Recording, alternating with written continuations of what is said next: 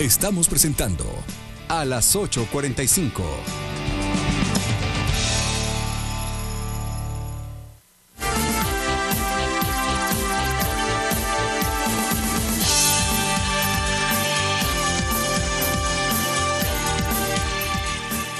Estamos de vuelta a las 8:45. Gustavo Berganza y Juan Luis Font, como todos los miércoles, listos para arrancar con la segunda conversación de esta noche, que se trata de lo que ocurre en Huehuetenango, y lo planteo en esos términos amplios. Vamos a hablar de las denuncias de censura y persecución en contra de una radio comunitaria, la radio Snuk Holom Konov, en Santa Eulalia, Huehuetenango, y vamos a hablar también sobre las capturas recientes que se han producido de Rigoberto Juárez y del señor Baltasar Domingo. He mencionado los nombres correctamente, ¿verdad? Perdón, Domingo Baltasar. Estas dos personas, sobre todo el señor Rigoberto Juárez, encabeza la entidad que se ha dado en llamar Gobierno Plurinacional en Huehuetenango. Vamos a darle la bienvenida a Nelton Rivera, quien es periodista comunitario, a Andrea Ishu, quien es periodista también, es columnista del diario El Periódico y también es abogada. Y le damos la bienvenida a Luis Velázquez, quien es asesor de hidroeléctricas y conoce el tema de conflictividad social en el área de Huehuetenango. A los tres, gracias por acompañarnos. Bienvenidos a las 8:45. Gustavo, inicia esta conversación. Nelton, desde, hace tal vez 3 semanas fue que denunciamos nosotros el cierre de la radio por parte del alcalde. Sí, a partir de ese momento, ¿qué fue lo que sucedió y cómo culminó el intento de apertura? Bien, fue precisamente durante la madrugada del 20 de enero que hay un grupo afín al alcalde, simpatizantes seguramente del partido. ¿De qué partido es el alcalde? Ahora se cambió a líder. ¿Era del Patriota y se pasó a líder? Entró como candidato de la UNE y ahora busca la reelección a través de líder. Lo que sucede es que el alcalde se ve involucrado en un incidente armado. Resultan varios comunitarios heridos que vienen regresando del CAJ, del Centro de Atención Judicial. Y bueno, hay muchos testigos que responsabilizan al alcalde. El papá de uno de los jóvenes que fallece precisamente unos días atrás, más o menos como 3 días aproximadamente, lo responsabiliza a él de estar involucrado, por lo menos de que él es uno del posible autor del hecho.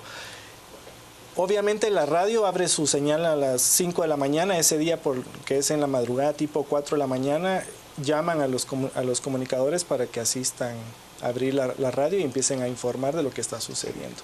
Desde esa fecha para acá, el equipo de la radio, que son más o menos 12 o 15 comunicadores comunitarios, se ven bajo coacción de su trabajo, no han podido ingresar a la radio, no han podido ejercer su derecho de comunicar y iniciaron todo un proceso a través de la Procuraduría de los Derechos Humanos, la Oficina del Alto Comisionado de Derechos Humanos para Naciones Unidas y en coordinación con la Fiscalía de Delitos contra Periodistas, el MP. Para que les garantice su derecho de transmitir y de informar. Para buscar un mecanismo de acercamiento con el alcalde municipal para que abra la radio, porque es el alcalde quien cierra la radio. Andrea, ¿qué ocurre exactamente en Huehuetenango? ¿Expresión de qué es este cierre de la radio comunitaria? Es abuso de autoridad. Es una práctica reiterada en la historia de Guatemala en que una persona cuando tiene acceso a un espacio de poder específicamente público y no está de acuerdo con el funcionamiento de un medio, con la opinión de una persona o con la denuncia, simple y sencillamente toma la decisión de cerrarla. Entonces este tipo de prácticas no son únicamente un hecho que se dé en Santa Eulalia, lo hemos visto. Múltiples columnistas han sido agredidos por expresar opiniones y definitivamente en el contexto de Huehuetenango se profundiza y se agudiza en tanto y en cuanto a la ausencia del Estado es una repetición constante. En tanto y en cuanto la ausencia de mecanismos que funcionen realmente para garantizar el diálogo, para la resolución de conflictos, pues efectivamente cumplan con su papel. Ahora, Andrea, tú denunciaste que había habido un intento de apertura a donde habías asistido tú y otra serie de personajes en apoyo de la radio, y que en ese intento de reapertura de la radio hubo una agresión por parte de partidarios del alcalde. No. ¿No? Mi hermana Lucía Ischiu es quien asiste y nosotros haciendo monitoreo desde la ciudad capital estábamos grabando los incidentes. Pero lo que ocurre es eso, efectivamente. Hay un reintento de la comunidad. Luego de que la radio se cierre el 20 de enero, se asiste a los mecanismos legales para poder acercarse al alcalde, el cual genera una serie de condicionamientos para que la radio se vuelva a abrir. Condicionamientos que no fueron aceptados no solo por la junta directiva de la radio, sino por los oyentes y la población de las comunidades. ¿Qué clase de condicionamientos no son aceptables? Despedir a todo el personal, despedir a todo el personal de la radio Jolonconop, cambiar a la junta directiva de la radio comunitaria. ¿Por qué se opone el alcalde? ¿Qué es lo que dice la radio que enerva de esa manera al alcalde? La radio es una expresión plural donde tiene acceso el centro de justicia, los médicos, el sistema educativo, las iglesias, la sociedad civil, incluso la misma municipalidad. Y efectivamente, porque una radio comunitaria expresa el malestar de la colectividad, sobre todo cuando tiene que ver con temas de imposición de proyectos extractivos o proyectos que en lugar de beneficiar a la comunidad generan plata para unos pocos sin generarles algún beneficio, pues en general ahí es donde existe ese tipo de roces, ¿no? En concreto las hidroeléctricas. En concreto las hidroeléctricas, sí. Ahora, en general, todos los temas ambientales. Pero Luis, en ese caso se denunció que se dijo que el alcalde era apoyado por un grupo de hidroeléctricas y que precisamente una crítica hacia la apertura de un nuevo proyecto ahí era lo que había generado originalmente la primera fase del conflicto. Es decir, ¿qué tienen que ver las hidroeléctricas con este conflicto? Bueno, en primer lugar, el derecho de la libertad de expresión es un derecho constitucional en el artículo 35. Bueno, pero digamos, ¿están ustedes o no de acuerdo con que opere la radio? Opere la radio. La radio está operando de una forma ilegal, porque no está cumpliendo con la ley de radiodifusión de Guatemala, no tiene todos los permisos. Recordemos que para que opere una radio comunitaria, como mínimo tiene que cumplir con 3 requisitos fundamentales: estar dentro de la ley del marco de radiodifusión nacional, tener la licencia de la municipalidad y la licencia de la gobernación Luis, yo ahí pregunto una cosa. Y eso no se está cumpliendo en este momento. ¿No son subterfugios para silenciar una posición que hace sentir incómoda al poder político y al poder económico en Huehuetenango, a quienes quieren instalar esas hidroeléctricas? También tengo la pregunta para la radio comunitaria, si en realidad lo que están haciendo es periodismo o lo que están haciendo es activismo en términos de expresar esa posición adversa a la explotación de estos recursos. Bueno, pero quisiera primero tu respuesta y luego le pido a los compañeros que me ofrezcan la suya. Realmente la información que se tiene es que es un activismo. Es más, hay muertes que lamentar, hay heridos que lamentar. Pero por eso entonces ustedes quieren que se calle, de maquinaria, que esa radio no opere. Que se ha quemado. No, es que nosotros no podemos decir si opera o no. Eso es la ley. Si nosotros queremos que el Estado funcione, que hayan todas las condiciones para el desarrollo de la población nacional, necesitamos un Estado de Derecho. Uno de las personas aquí decía que no llega a la institucionalidad, y eso es precisamente lo que ha estado pasando. Esta radio manda mensajes al margen de la ley, está instigando inclusive a la población, como por ejemplo, opónganse ustedes a la instalación de hidroeléctricas, los llama, y a raíz de eso se queman las instalaciones de la hidroeléctrica 5M, donde hay pérdidas millonarias, donde hay gente que ha dejado de trabajar. Yo por supuesto que entiendo que quemar y atacar propiedad privada es al margen de la ley. Delito, absolutamente delictuoso, pero no es delictuoso instar a una persona a que exprese una opinión y que se oponga. Eso no es delictuoso. Eso es libertad de expresión. Hay un trecho entre instar a una persona y si está de acuerdo. Hay un trecho entre instar a una persona y otro hecho entre delinquir quemando. Pero cuando transgrede la ley, es ahí donde está el problema. Y además, recordemos... ¿Pero hay vínculo entre unos y otros? ¿Entre quienes transgreden la ley y quienes están exhortando a la población a que exprese una opinión? No hay un vínculo en ese sentido si esto fuera por personas ajenas. Lo que sucede es que es una política de la radio, que ahí sabemos que esta radio, uno de los fundadores es Rigoberto Juárez Paz, que en este momento, junto a otras personas, está en procesos en el Ministerio Público, que ellos tendrán que dar cuenta a la justicia por lo que eso está sucediendo ahí. Sin embargo, hay muertes. Sí, por supuesto que eso hay que escucharlo, pero escuchamos ahora, Nelton. Matizar 2 cosas. Uno es que el tema de las radios comunitarias está amparado por normativa constitucional y por normativa internacional. ¿Y qué sucede en el país?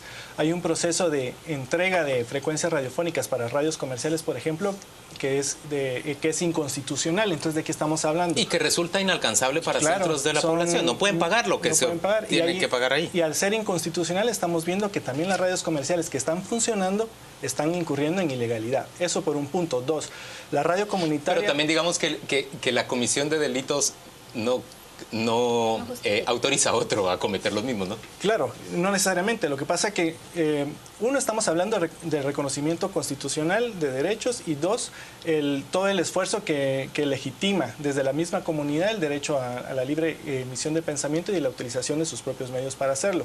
Ahora, ¿qué sucede con la radio comunitaria Jolón Conoco? Uno, tiene 15 años de funcionar como un medio comunitario, estrictamente comunitario al servicio de la comunidad, y une a la comunidad migrante en Estados Unidos, y es un lazo de unidad cultural, acerca a las comunidades, las mantiene informadas tanto en Estados Unidos como en buena parte del territorio Maya Canjobal. Bueno, hasta el 20 de enero tenían ustedes el permiso de la municipalidad, o sea, uno de los requisitos estaba cumplido. Tienen un acuerdo de 10 años firmado. Ok, a partir sigue el acuerdo. Del año pasado, sigue el acuerdo. Y lo otro es que es un medio digital. Ellos hacen periodismo comunitario, tienen un medio digital, constantemente están publicando en su página web. Ahorita está también censurada porque el servicio de internet está dentro de la misma instalación. Entonces ahí estamos viendo cómo se está tratando de retorcer la información para seguir criminalizando a la radio. Ahora, digamos, la Constitución y las normativas internacionales sí realmente penalizan el llamado a la instigación a la violencia y todo este tipo de actividades. Es decir, ¿lo hacen ustedes en la radio, en los discursos de la radio? No hay un solo discurso en la radio que llame o provoque o incite. Al contrario, lo que nosotros experimentamos precisamente el día 19 en Santa Eulalia fue cómo los simpatizantes, como trabajadores de la municipalidad, como en presencia del mismo alcalde, incitaron a la violencia, agredieron físicamente, y nosotros resultamos agredidos y amenazados precisamente ahí. Por supuesto, todo eso es condenable, pero no se puede negar, y también es condenable, que ha habido muertes de personas que apoyan la instalación, por ejemplo, de proyectos extractivos o hidroeléctricos, y que ha habido ataques directos en contra de infraestructura, la maquinaria de la firma Solel Bolé, que construye la franja transversal del norte en ese tramo en el área de Ixquic, pero también las instalaciones de una hidroeléctrica que se iba a construir ahí. De 3 hidroeléctricas, de Santa Cruz Varillas, de 5M y proyectos de desarrollo. Quisiera escuchar qué piensa Andrea de eso. Bueno, efectivamente el marco de análisis debe ser amplio. Es una consecuencia la generación de violencia de la falta de mecanismos de diálogo, de la falta de respeto a los pueblos, sobre todo a los pueblos indígenas en Guatemala, cuando se trata de imponer el desarrollo. Nunca se pregunta en la agenda de las comunidades efectivamente si se está de acuerdo o no. Municipalmente, constitucionalmente, hay acuerdos en favor también de derechos de los pueblos indígenas, como el convenio 169, donde se obliga al Estado a consultar a la población si está de acuerdo o no en los proyectos y en los programas de desarrollo. Entonces, vemos este constante atropello a la búsqueda de mecanismos de diálogo, y que llevan a veces hasta 10 años, en donde no se obtiene ninguna respuesta, en donde siempre vemos que el árbitro de la cancha está a favor de uno de los equipos. Entonces, este tipo de respuestas generan conflictividad. Y no justifico la violencia. Yo también, como abogada, como alguien que entiende de la ley, pues entendemos que la construcción del Estado de Derecho tiene que ver también con que el Estado se encargue de garantizar que el Estado procure, pero cuando el Estado está ausente, efectivamente la conflictividad emerge. Ahora, Luis, ¿qué acciones han tomado ustedes precisamente para digamos, proteger también ese derecho de defender las inversiones que se hacen en ese departamento, en ese municipio? Bueno, pero acciones legales. Bueno, primero, interponer las demandas ante el Ministerio Público de la quema de maquinaria, de la obstrucción de caminos, porque están coartando la libertad de libre locomoción de las personas que están heridas, por ejemplo. Los procesos que se han interrumpido, se han cancelado fuentes de empleo, se han cancelado inversiones, pero no es de un proyecto, son de 3 proyectos que están en el área. Recordemos la quema de la maquinaria que ha habido de Hidroeléctrica Santa Cruz, de Hidroeléctrica 5M, de proyectos de desarrollo energético. Y hay viudas, hay niños huérfanos en este momento, hay gente que está en heridas, que no sabemos cómo va a continuar.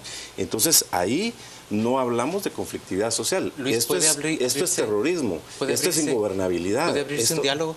Sí, por supuesto, las empresas siempre han estado abiertas al diálogo, pero ¿cómo vas a poder llegar a un lugar si cuando vas te cierran la carretera, te echan a la gente encima y te echan 500 personas? Pero el Estado en la términos radio generales ha estado llamando inclusive a este tipo de situaciones. Sí. Ellos niegan que hayan hecho todo llamados esto está hacia la grabado, violencia. todo eso está grabado. En idioma canjobal. Está en idioma canjobal, la gente ha hecho las traducciones, inclusive la gente lo está recibiendo en Estados Unidos, como se decía, lo están recibiendo en los Países Bajos para recibir más financiamiento. Señores, se nos termina el tiempo, pero yo tengo una pregunta que hacerle a Andrea porque se le están haciendo repetidamente vía Twitter. La pregunta es, usted dice querer desarrollo para su departamento, pero no quiere inversión. Explíquese brevemente, por favor. Bueno, se opone a la inversión. Eso no, es lo que están diciendo. La inversión responsable es posible. Hemos visto que cuando hay empresas que respetan los acuerdos, que llegan con la intención de dialogar efectivamente, hay acciones exitosas, hay incluso hidroeléctricas muy exitosas que han venido también de inversión de otros países, que han respetado los procedimientos comunitarios, que han entablado diálogos comunitarios, que han generado simbiosis incluso con la misma comunidad para desarrollar los proyectos. Entonces, ¿se trata de desarrollo para quién? Cuando se trata de la colocación de una hidroeléctrica que va a generar un servicio para la comunidad, aparte de empleo, está muy bien, pero no cuando se impone un proyecto que va a generar electricidad para importar a otro lado, a costa de generar conflictividad, de infiltrar al Estado, de comprar al Estado y de luego generar división en la misma comunidad para que la gente se mate entre ella misma. Luis me pide 10 segundos, la palabra, 10 segundos nada más. Sí. Luis. Juan Luis, tú decías que si hay condiciones para dialogar. ¿Sí? Llegó el presidente de Santa Cruz Barías, llegó Monseñor Ramazzini y no les permitieron dialogar. Les echan a cientos de personas ahí y que ni siquiera la seguridad del presidente pudo manejar ese diálogo. Entonces, ¿en dónde las personas toman esa iniciativa? Las echan, definitivamente, porque hay gente que está manipulando esa situación. Las personas son conducidas, no tienen iniciativa propia. Por supuesto que hay personas que tienen iniciativa propia, pero hay líderes que están motivando esta conflictividad social y por eso sería importante que ustedes como medios de comunicación visiten las comunidades y acompañen estos procesos para que se puedan dar cuenta de esa situación donde yo he estado en medio de 5,000 personas y uno no sabe si va a salir vivo o no ese día. Señores, y lo puedo contar muchas veces. Gracias a los tres por acompañarnos a las 8:45 y desarrollar una discusión intensa, por supuesto, cargada de pasión, pero también de razón. Estamos presentando a las 8:45.